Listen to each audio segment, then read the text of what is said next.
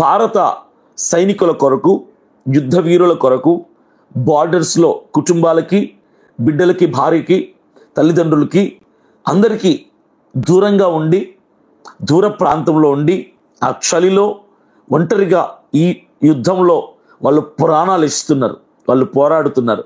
ఈ టైంలో అయినా సరే మతం కోసం, కులం కోసం మాట్లాడకుండా ఒక మంచి మనసుతో ఏం చేయాలంటే వాళ్ళ కోసం ప్రార్థన చేద్దాం. క్రైస్తవులమైన మనం దేవునికి ప్రార్థన చేద్దాం.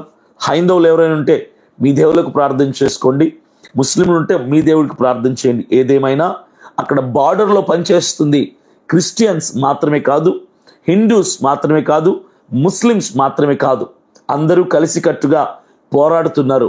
వాళ్ళు ప్రాణాలకు తెగించి అక్కడ పోరాడుతుంటే మనం ఇక్కడ కాళ్ళ మీద కాలేసుకొని కూర్చొని నా మతం, నా కులం, నా దేవుడు గొప్ప, నా దేవుడే గొప్ప అని మనం కొట్లాడుకుంటున్నాం.